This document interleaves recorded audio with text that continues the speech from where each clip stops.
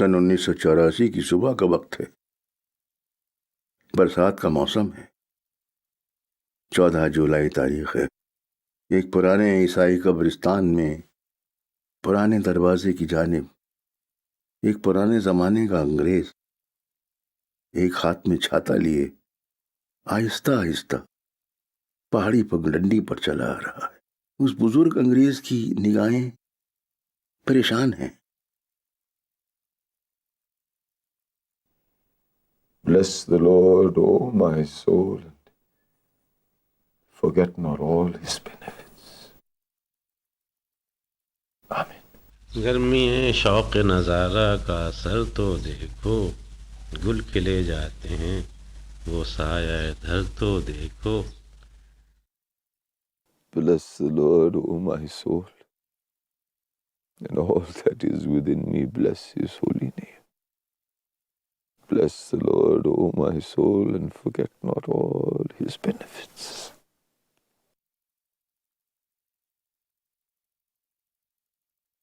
پھر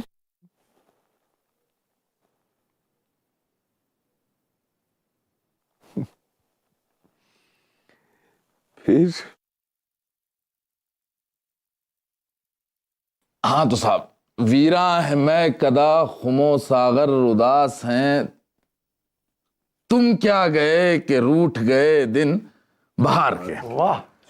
پادری صاحب، اس میں ایک لفظ آیا ہے ساغر۔ اب اسی ساغر کو جی جی، غین کے بجائے غین، اب دکھائیے غین، دیکھیے صاحب، یہ ہوا غین، یہ غین ہے، جی، یعنی جی، ساغر میں ایک حرف آیا غین۔ غین، جی جی جی، اب صاحب اس غین کو اگر آپ گاف سے لکھیں یعنی ساگر لکھیں جی، گاف سے تو مطلب میں زمین آسمان کا فرق آ جائے گا۔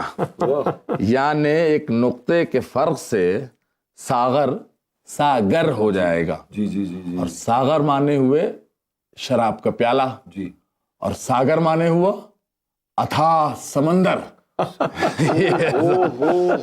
مولوی صاحب جی نقطے کا ہیر پھیر کچھ یوں بھی آیا ہے جی جناب، آپ کی اجازت ہے؟ آج سے اجازت لے لوں؟ بھائی، آپ اور اجازت کی بہت لیتے ہیں، میں نے آپ کو تا قیامت اجازت دے دی کچھ بھی کہنے کی۔ بہت بہت بہت بڑی شکریہ۔ بھول ہوئی، بہت بڑی بھول ہوئی۔ کہتے ہیں جی، جی، کہ جی، نقطے کے ہیر پھیر سے جی، خدا جدا ہو جاتا ہے۔ یہ دیکھیے ذرا غور فرمائیے۔ جی جی، یہ صاحب ہوا خدا۔ جی جی جی، یہ ہوا خدا، صحیح لکھ رہے ہیں نا؟ یہ بالکل بالکل بالکل بالکل با خدا صحیح لکھ رہے ہیں۔ تھوڑا ہلائیے گا نا تو۔ کیا بات۔ اور یہ آپ نے کیا لکھا؟ جدا، یہ دیکھیے، ہاں، جدا، یہ دیکھیے، بالکل۔ یہ بڑا غور کرنے والی جی، مجھے بات ذرا ہے۔ دیکھنے دیکھیے دیجیے۔ جی، یہ ایک نقطہ یہ اوپر نقطہ اوپر ہے، باقی سارے لفظ جو ہیں جی جی، بالکل، اور یہ نقطہ نیچے آیا تو جدا۔ اب اس کا ارتھ جیون میں کیسے پاتا ہے وہ ارے دیکھیے۔ واہ، جب آپ عبادت کرتے ہیں، ذہن میں خیال میں کسی اور چیز کا نقطہ آ جائے تو انسان خدا سے جدا ہو جاتا ہے۔ یا یوں بھی کہہ سکتے کہ خدا انسان سے جدا ہے۔ دوستو، ہماری اس گفتگو میں استاد میں صحیح لفظ استعمال کروں؟ گفتگو، اب بالکل بالکل سند مل گئی آپ کو۔ ہم تینوں کی اس گفتگو میں بس ایک چیز کی کمی ہے۔ ہو گیا۔ وہ ہم آپ کی میٹھی آواز میں پوری غزل سننا پسند کریں گے۔ یہ اس ناچیز کی جانب سے اور میرے بزرگ، میں معافی چاہوں گا، میری جوان دوست کی طرف سے گزارش ہے کہ آپ پوری غزل ہمیں سنائیں۔ چلیے صاحب، موقع تو نہیں ہے لیکن حسب حکم۔ دونوں جہان تیری محبت میں ہار کے، تیری محبت میں ہار کے، دونوں جہان تیری محبت میں ہار کے، وہ جا رہا ہے کوئی شب غم گزار کے۔ شب غم گزار کے، دونوں جہان تیری محبت میں ہار کے وہ جا رہا ہے کوئی شب غم گزار کے. اور صاحب ویراں ہے میں کدا خمو ساغر اداس ہے. ساغر غین کے ساتھ. جی ویراں ہے میں کدا خمو ساغر اداس ہیں. تم کیا گئے کہ روٹ گئے دن بہار کے. تم کیا گئے کہ روٹ گئے دن بہار کے. اور صاحب یہ شعر تو ہم سبوں کو ایک ساتھ پڑھنا چاہیے. ایک فرصت گناہ ملی وہ بھی 4 دن. ایک فرصت گناہ ملی وہ بھی 4 دن. دیکھے ہیں ہم نے حوصلے پروردگار کے. دیکھے ہیں ہم نے حوصلے پروردگار کے. اور صاحب یہ شعر ملاحظہ ہو. دنیا نے تیری یاد سے بیگانہ کر دیا. دنیا نے تیری یاد سے بیگانہ کر دیا. تجھ سے بھی دل فریب ہیں غم روزگار کے. غم روزگار کے. تجھ سے بھی دل فریب ہیں غم روزگار کے. دیکھیے صاحب زمانے کے بھی انقلابات ہیں. جی غالب صاحب کہا کرتے تھے گو میں رہا رہین ستم ہائے روزگار. گو میں رہا رہین ستم ہائے روزگار. لیکن تیرے خیال سے غافل نہیں رہا. غافل نہیں رہا. لیکن تیرے خیال سے غافل نہیں رہا. صاحب فیض صاحب کیا فرماتے ہیں؟ دنیا نے تیری یاد سے بیگانہ کر دیا. تجھ سے بھی دل فریب ہے غم روزگار کے. اور پھولے سے مسکرا تو دیے تھے وہ آج فیض. بھولے سے.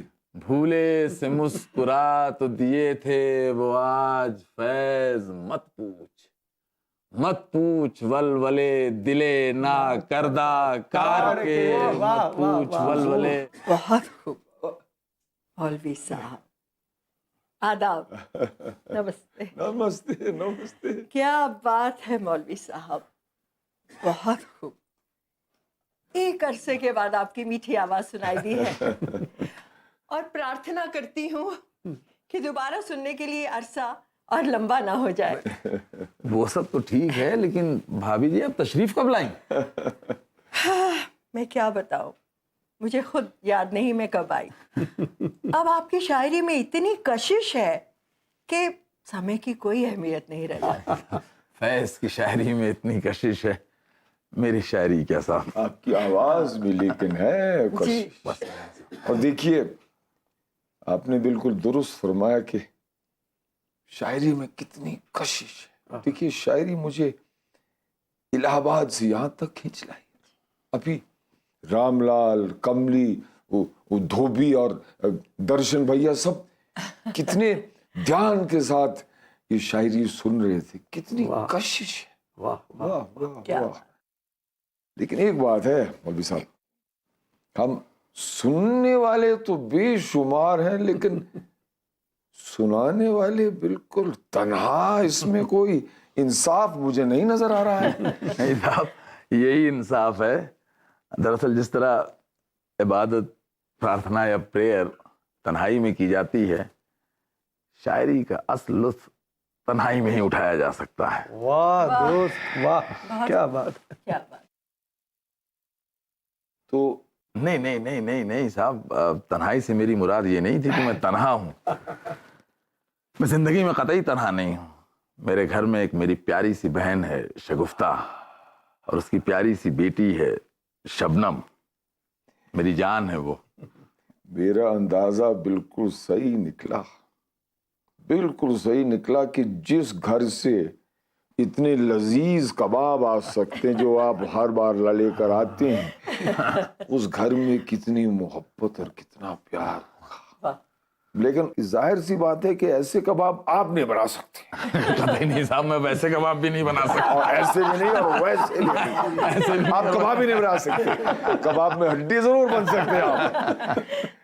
اس لیے یہ کباب بنانے والی کوئی اور ہے. آپ کی بہن یا آپ کی بھانجی.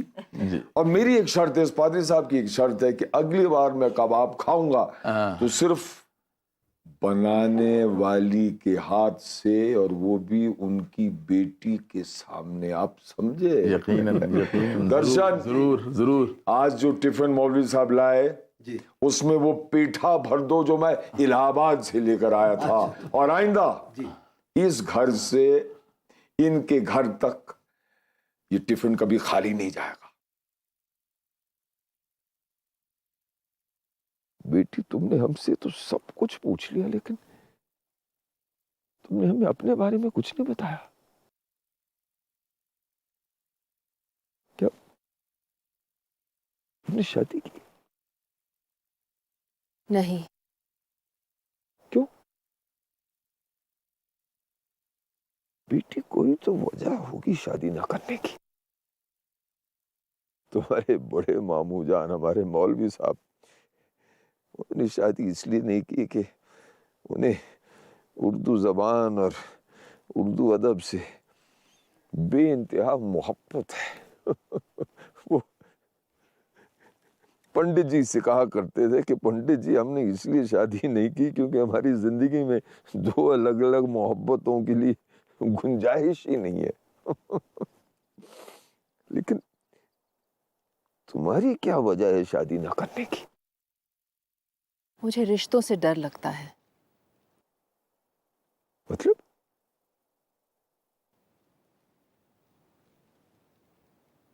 دادا جان آپ نے شادی کی لیکن نتیجہ کیا نکلا؟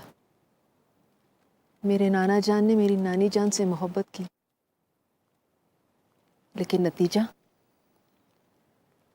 آپ نے میرے ابو جان سے بے انتہا محبت کی لیکن نتیجہ پنڈت جی اور مولوی صاحب کی لاجواب دوستی تھی لیکن نتیجہ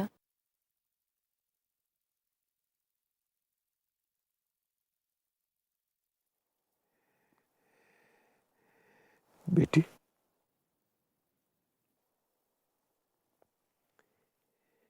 رشتے بہت ضروری ہیں.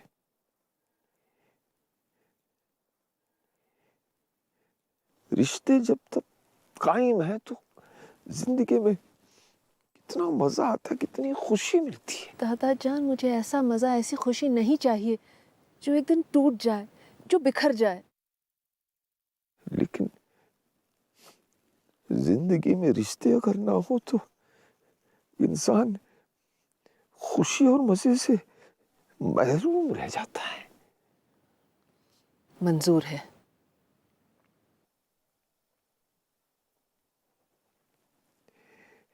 تمہیں خدا پر یقین ہے؟ ہاں کبھی کبھی. بالکل میری طرح.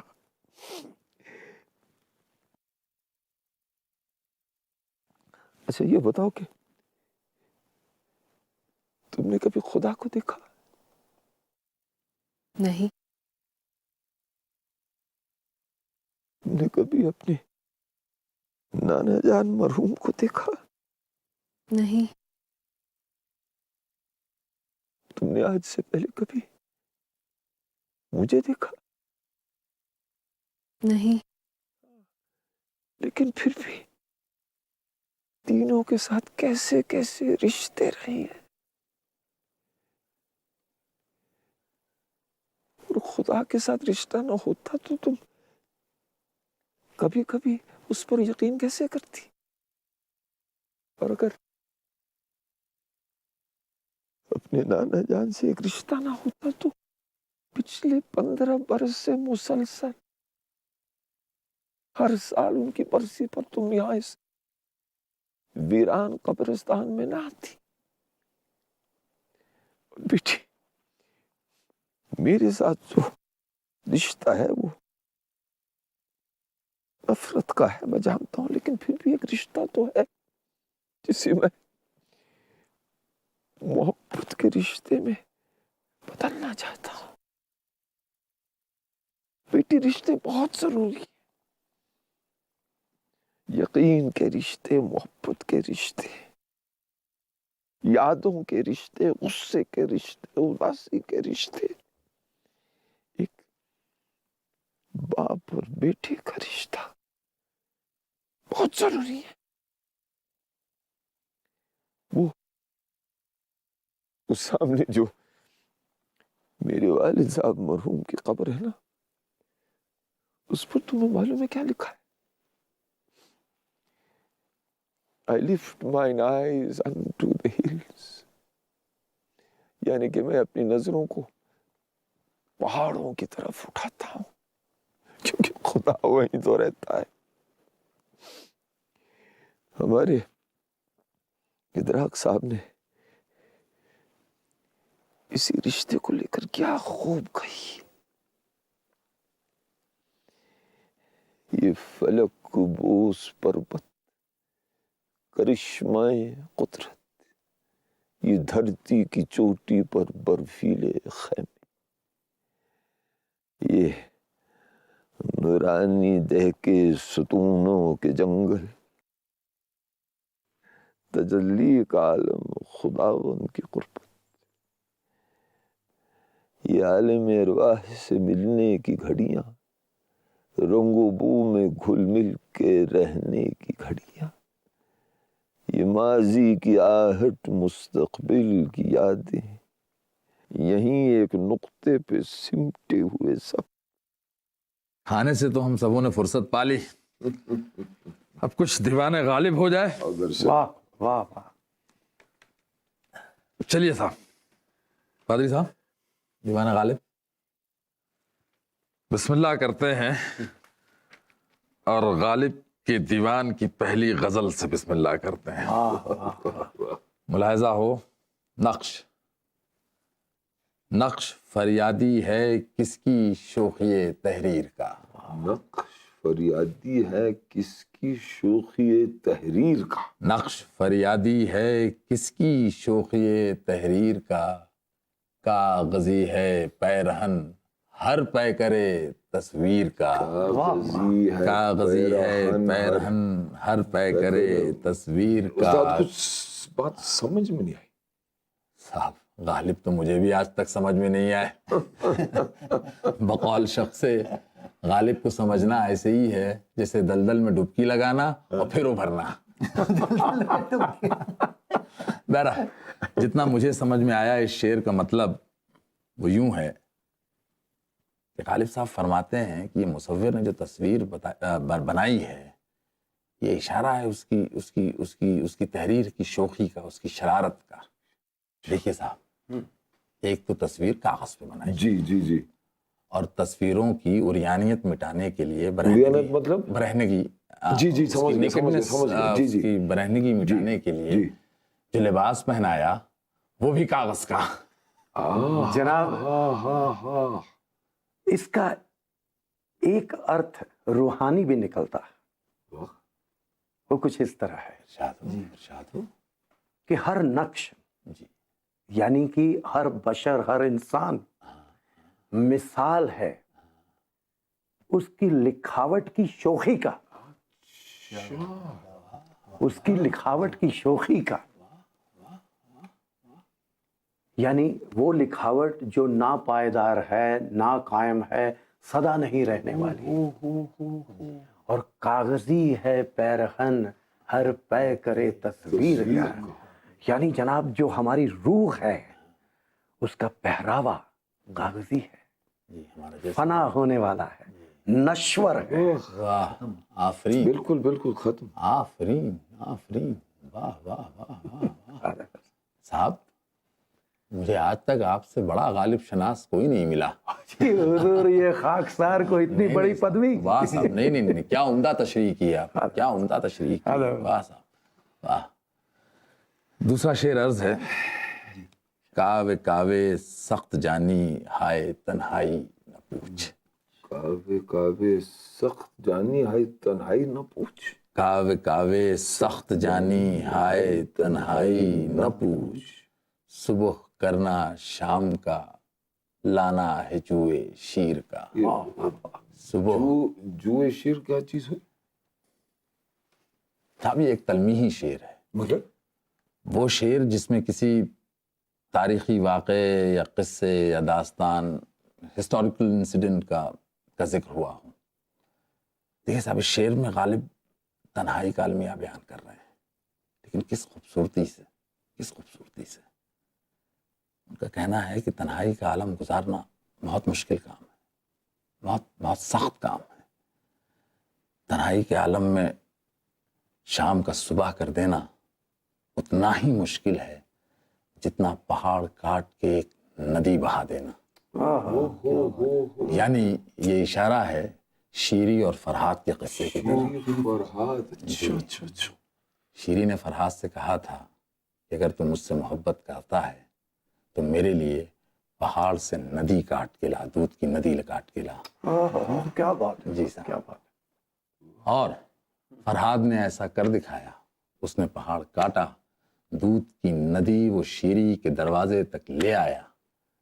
تبھی ایک بڑھیا آئی اور اس نے کہا، یہ محنت تو کیوں کرتا ہے، شیری تو مر چکی۔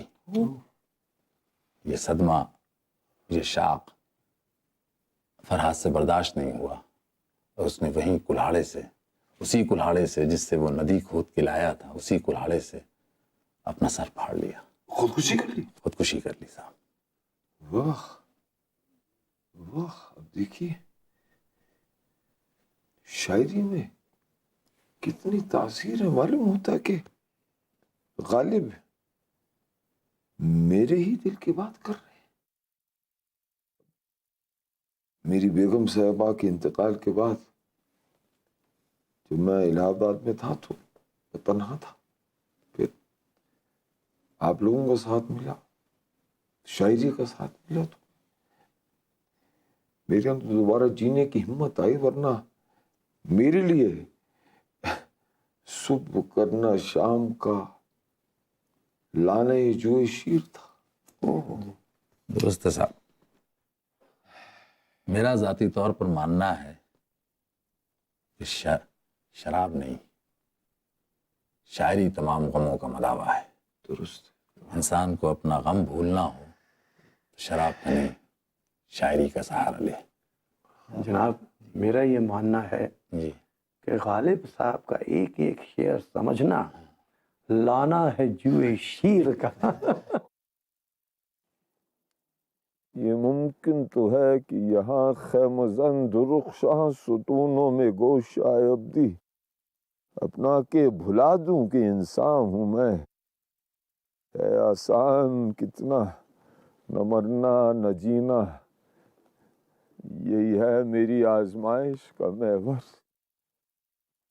ادھر سیل تسکین توازن باطن، ادھر میرے دامن کو بچے کی مانند کھینچے ہے رہ رہ کر وہی سوال، جہاں درد موقوف درد مندی کہاں، نہ ہونا ہی کیا ہے حاصل ہستی، ایک ہی شاخ پر وجود و یقین، اسی پھول کے جدا نام ہے۔ یقین ہے مجھے دانش مند کہن، جو چاہوں تو اپنی رگوں میں روا خون جگر کو ہاتھوں سے چھو لوں، سانسوں کی رم جھم میں کپڑے بھگو لوں، دھڑکنوں کو اچھالوں تو ہولی رچا لوں، یا آنسو بنا کے پلکیں سجا لوں۔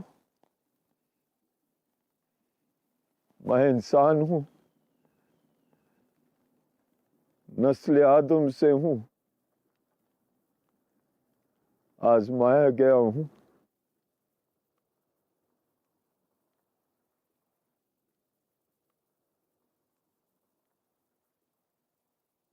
میں انسان ہوں، نسل آدم سے ہوں، آزمایا گیا ہوں، یہ تصدیق ہے کہ میں ہوں، یہاں ہوں، ابھی ہوں۔ کبھی آپ پنڈت جی کی ساہتک سبھاؤں میں بیٹھ کے دیکھیے۔ ایک بار مجھے انہیں سننے کا موقع ملا، میتھلی شرن گپت کی نظم جیدرتھ ودھ سنا رہے تھے۔ قسم بخدا 3 گھنٹے تک کوئی اپنی جگہ سے ہلا نہیں۔ 3 گھنٹے؟ سود تو نہیں گئے تھے نا؟ میں معافی چاہوں گا۔ نہیں، آپ بالکل صحیح فرما رہے ہو حضور، لیکن جناب آپ دونوں میری تعریف کرنا بند کر دیجئے۔ आपको मालूम है पादरी साहब की नौकरी बड़ी कमाल की नौकरी है, मतलब यानी सिर्फ संडे को काम करना पड़ता है। देखिए दर्शक, लेकिन एक बात है, अगर इस संडे को ये इंजील मुकद्दस पर बात करना शुरू करें तो अगले संडे तक ये बोलते ही जाएंगे इंजील मुकद्दस पर, इनकी तकरीर कभी खत्म नहीं होगी। नहीं गुल सही, पत्ता तो हूँ, टहनी तो हूँ, जिंदा तो हूँ, मेरे गुलशन से रिश्ता तो है। बहार और खिजां सिर्फ रस्म सही, उछलती हैं कलियां तो खिलती भी हैं।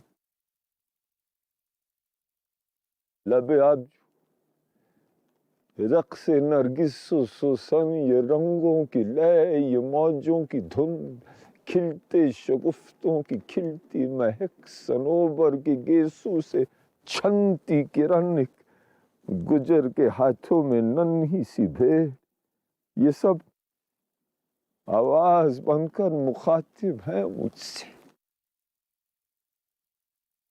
ये बर्फीले खेमे तजल्ली का आलम, ये नूरानी लम्हों के चश्मे अब्दी पियो और खूब चक्कर पियो। फिर चलो जिंदगी को गले से लगा लो, और अगर हो सके तो इसी नूर से किसी तीरा गोशे में दीपक जला दो।